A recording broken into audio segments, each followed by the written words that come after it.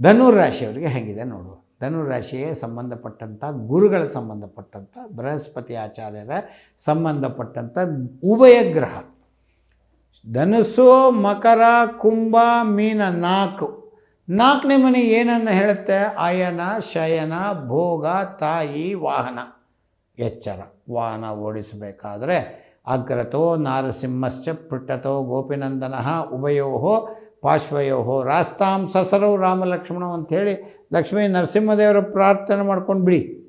4 ಶನಿ ಬಂತ, ಇನ್ನು 3 ರಾಹು ಬಂದ್ರ, ಮತ್ತು ತಿರ್ಗಾ ಗುರುಗಳ ಬದಲಾವಣೆಯೂ ಆಗ್ತದೆ. ತನ್ನದೇ ರಾಶಿಗೆ ಹೊರಟೋಗಿದ್ದಾರೆ ಮುಂದಕ್ಕೆ. ಧನುಸು, ಮಕರ, ಕುಂಭ, ಮೀನ, ಮೇಷ, ರಿಷಭ, ಮಿಥುನಕ್ಕೆ ಹೋಗ್ತಾ ಇದ್ದಾರೆ. 7ನೇ ಮನೆ.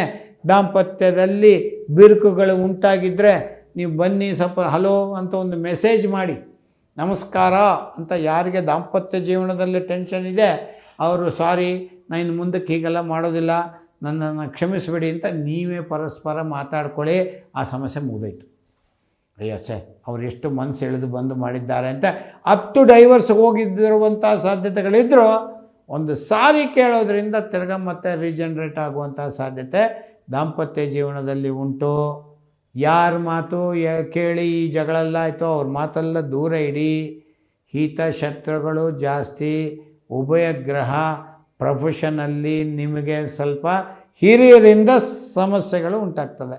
ನಿಮ್ಮ ಸಮಸ್ಯೆಗಳು ಏನೋ ನೀವೇನು ರೀ ಇಷ್ಟೆಲ್ಲ ಕೆಲಸ ಮಾಡಿದ್ದೀನಿ ಸಾರ್, ನೀವೇನು ಮಾಡೇ ಇಲ್ಲ, ನೀನು ಉಪಯೋಗ ಇಲ್ಲ ಅಂತ ಬೈಸ್ಕೊಳ್ಳುವ ಸಾಧ್ಯತೆ ಬಿಡಿ. ಇವೆಲ್ಲ ಇರ್ತವೆ. ಅವ್ರವ್ರ ಕೆಲಸ. ಬನ್ನಿ ಸ್ವಾಮಿ ಕೂತ್ಕೊಳ್ಳಿ, ನಮಸ್ಕಾರ, ನಿಮ್ಗೆ ಬನ್ನಿ ಫ್ಯಾನ್ ಕೆಳಗಡೆ ಕೂತ್ಕೊಳ್ಳಿ, AC ಕೆಳಗಡೆ ಕೂತ್ಕೊಳ್ಳಿ, ನಿಮ್ಗೆ ಸಂಬಳ ಕೊಡ್ತೀನಿ ಅನ್ನಲ್ಲ.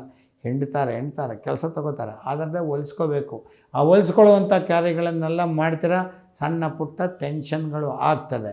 ವಿದ್ಯಾರ್ಥಿಗಳು ಅದ್ಭುತವಾಗಿ ಓದ್ದೆ ಎಷ್ಟು ಒಂದು ಮಾರ್ಕಲ್ಲಿ ಹೊಟ್ಟೋಯ್ತು, ಹಾಗೆಲ್ಲ ಆಗಬಾರ್ದು ಅಂದರೆ ರಾಯರ ಪ್ರಾರ್ಥನೆಯನ್ನು ಮಾಡಿರಿ. ಗುರುಗಳು ಅಂದರೆ ಗುರುಗಳ ಪ್ರಾರ್ಥನೆಯನ್ನು ವಿಶೇಷವಾಗಿ ಮಾಡಿ. ಒಂದು ಪುಷರಾಗದ ಹರಳು ಹಾಕ್ಕೊಳ್ಳಿ. ನಿಮಗೆ 100ಕ್ಕೆ 75% ಚೆನ್ನಾಗಿದೆ. 25ನ್ನು ದೇವರ ಪ್ರಾರ್ಥನೆಯಿಂದ ಉತ್ತಮ ಕಾರ್ಯ ಅನ್ನಿಸ್ಕೊಳ್ಳಿ. ಧನುರಾಶಿಯವರೇ, ಎಲ್ಲ ಕಾರ್ಯಗಳು ಶುಭ ಆಗುತ್ತೆ.